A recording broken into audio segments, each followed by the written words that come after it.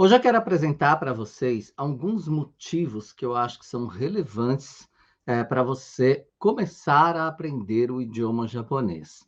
Se você não me conhece, eu sou Jin Takahashi, professor do idioma japonês e também do idioma inglês aqui no Japão há cerca de 20 anos e moro aqui neste país há mais de 30 anos.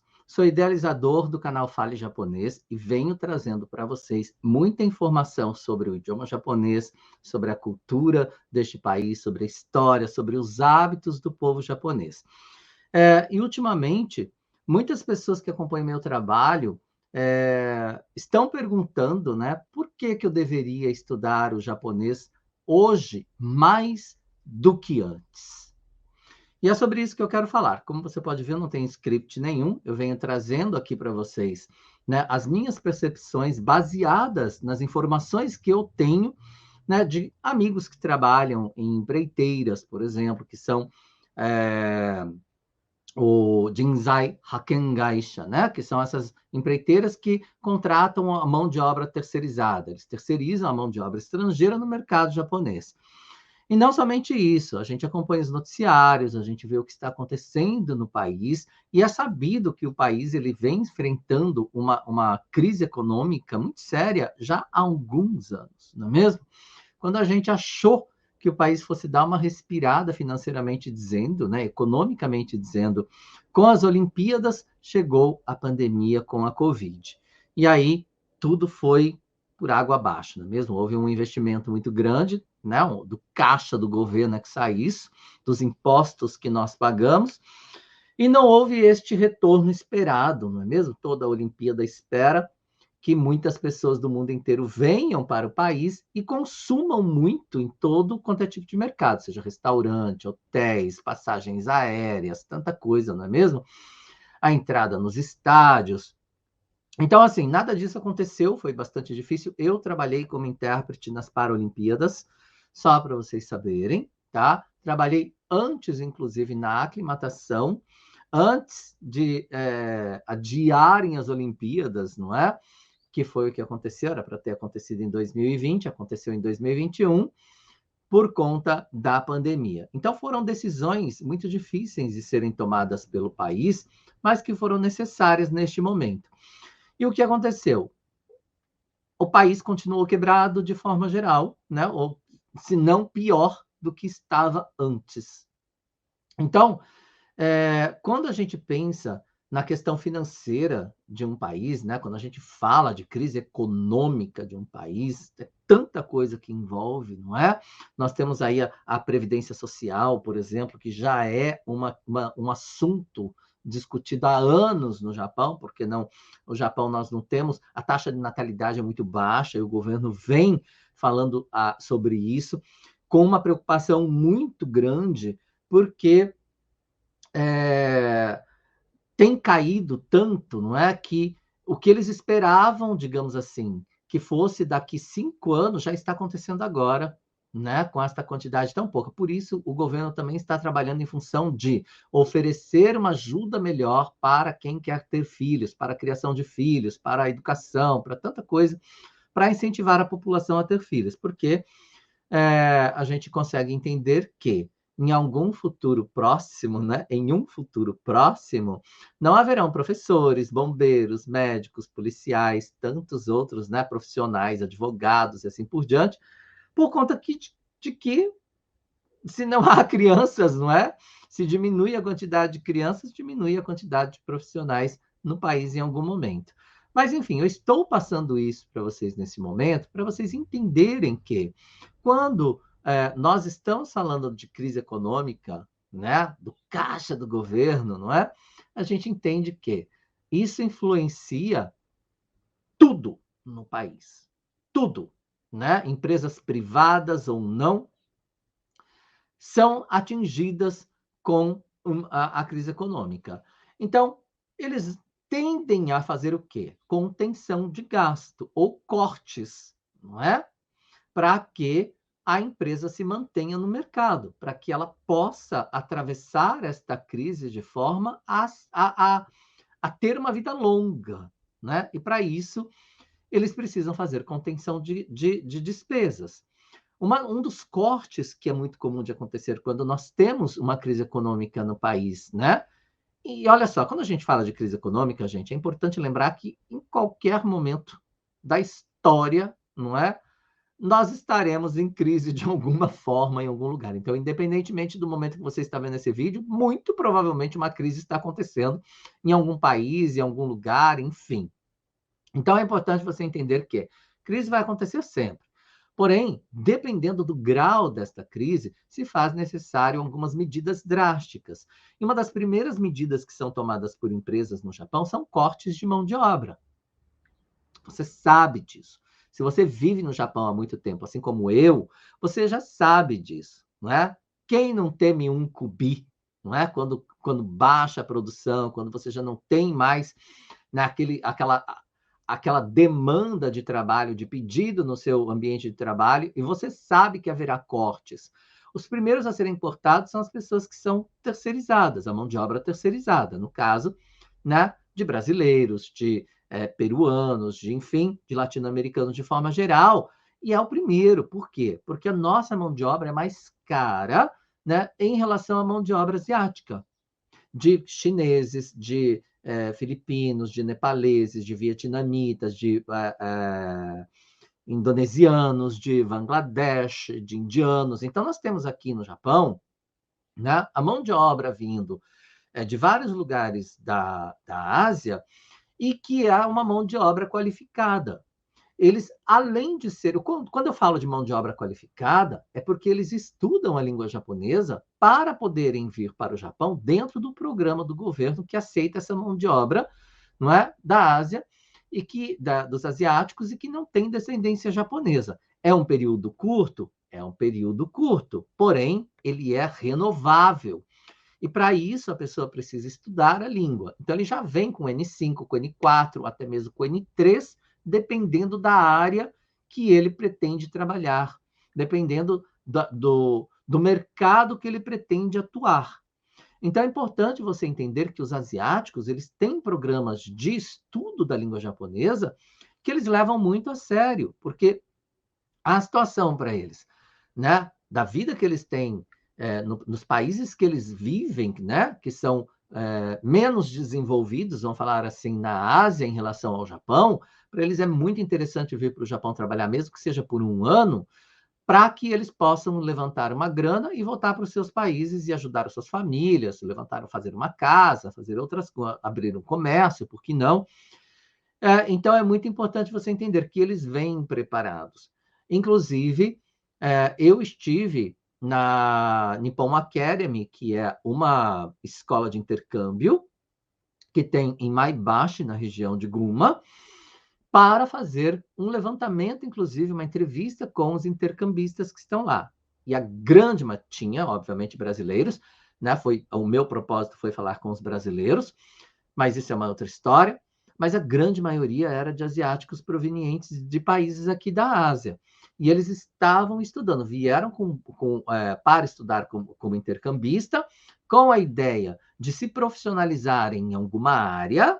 A partir do momento que eles se profissionalizam em alguma área, eles são colocados no mercado de trabalho e têm um visto de trabalho. E tá assim, ó, as escolas de intercâmbio de asiáticos. Além de eles estudarem no país deles para virem já preparados para atender a demanda do mercado, não é? Eles recebem um salário muito menor e já vêm falando o idioma japonês de alguma forma para se comunicarem. Então, é muita economia para uma empresa, não é? Muita economia, porque ela não vai precisar contratar o intérprete para falar por você, mesmo que, enfim, a sua empreiteira disponibilize o intérprete para falar por você dentro do seu ambiente de trabalho.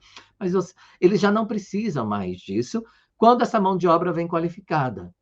Então, em algum momento, tá? Eu digo nós, né? De forma geral, estou falando de latino-americanos, brasileiros, peruanos, colombianos, enfim, que temos um posicionamento, temos um trabalho aqui no Japão, em algum momento a gente corre o risco de perdê-lo. Porque haverá uma mão de obra mais qualificada eu digo linguisticamente falando, ou às vezes nem só linguisticamente falando, às vezes eles estão realmente, como eu disse, em uma escola, né, preparatória, técnica, que eles aprendem um monte de coisa. Eles aprendem, por exemplo, caigo, eles aprendem, por exemplo, culinária, para serem chefes de cozinha, eles aprendem TI, eles aprendem tudo que você imaginar. Uma escola preparatória, né, de técnico, para intercambista, uma escola de intercambista, digamos assim, ela direciona os seus estudantes para fazerem técnicos em qualquer área que eles queiram atuar no Japão. Então, eles estudam até tirar o N3 do JLPT, e a partir do momento que eles têm o N3, eles são encaminhados para uma escola técnica e se profissionalizam naquela área e assumem um posicionamento no mercado de trabalho. Um mercado que poderia ser seu se você soubesse falar a língua japonesa. É muito simples, não é?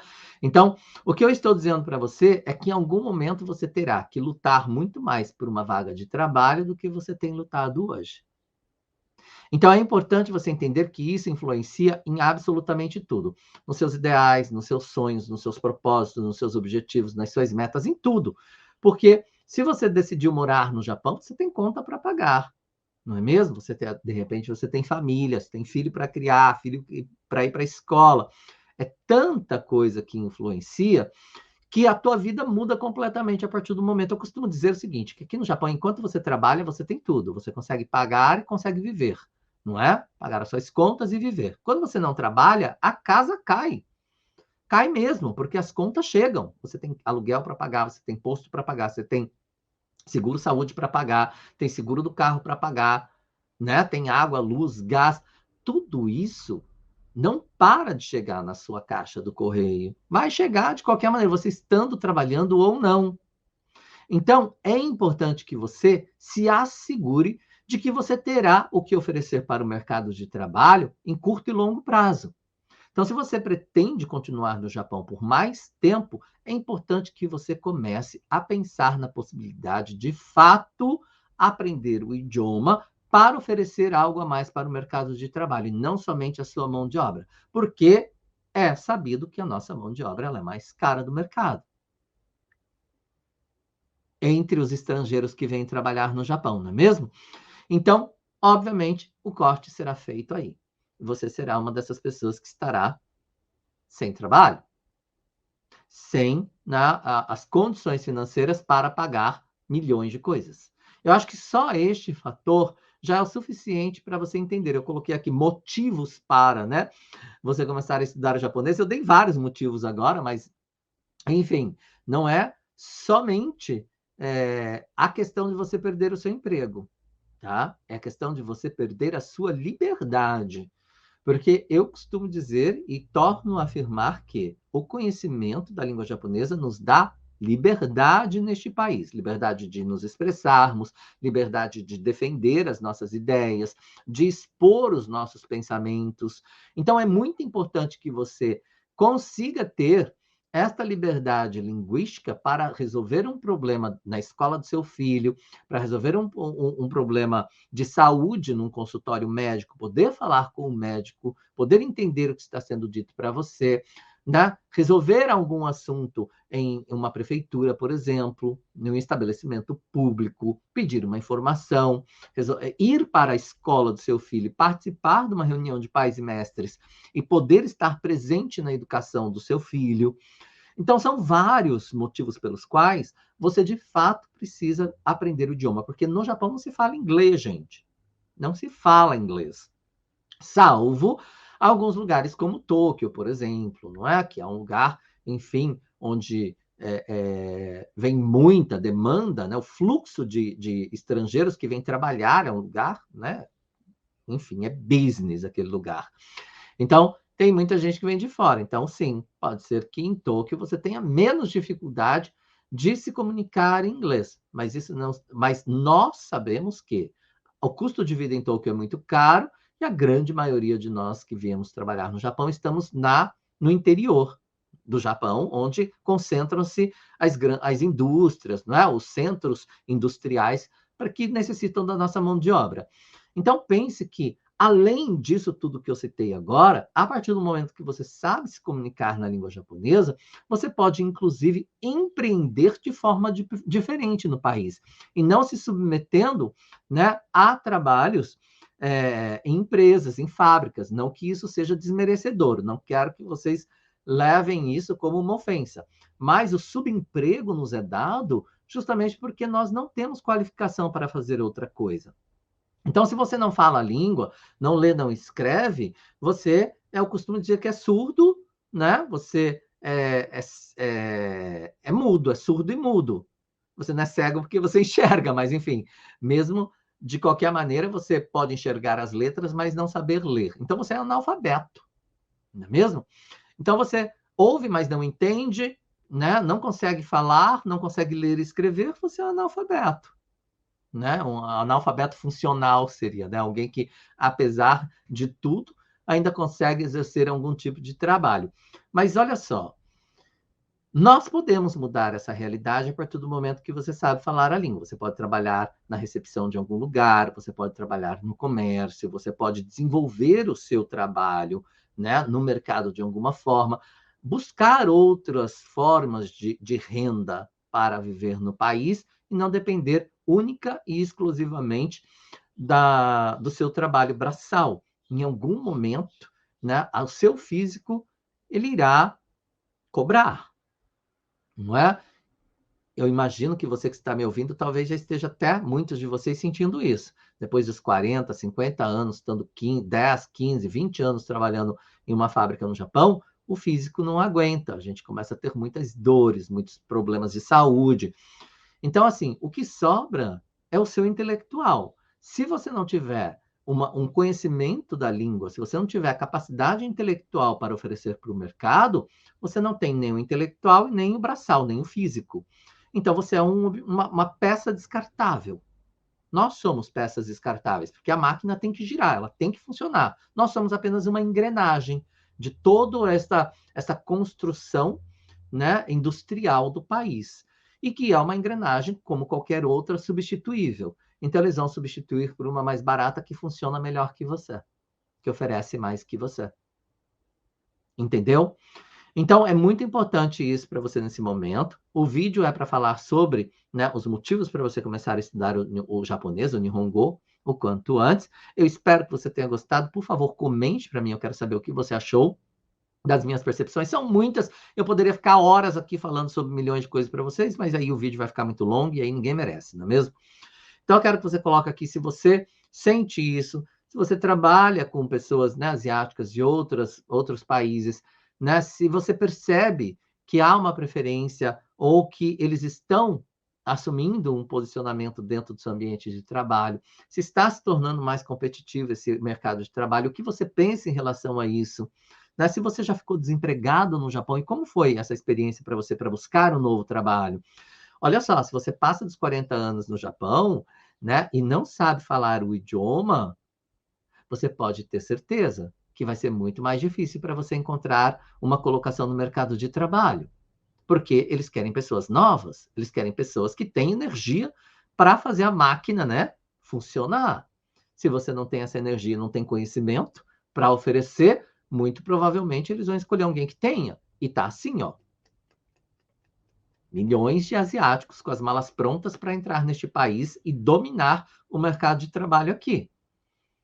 Durante a pandemia, quando as fronteiras estiveram fechadas, eles estavam se preparando, porque eles sabiam que abrir, e quando abrisse, eles iriam entrar de cabeça. E é o que está acontecendo neste momento. Você é quem ainda não percebeu. Mas fique atento. Muito atento. Tá?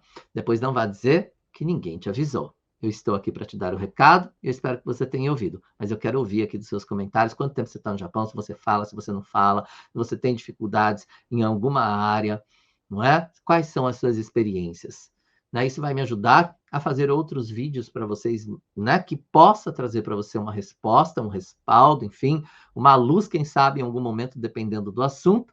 Mas coloque aqui para mim nos comentários sobre o que você gostaria que eu falasse neste momento para você, baseado nas minhas experiências, enfim, nas minhas percepções em relação a este país. É fantástico viver no Japão. O idioma, ele é fascinante, como eu costumo dizer, né? Mas você precisa estar aberto para aceitar tudo isso. Tudo que este país pode te dar. Conhecimento nunca é demais, não é mesmo? Já dizia minha avó. Bom, eu fico por aqui. A gente se vê em outros vídeos. Se você gostou, por favor, né, comente, compartilhe.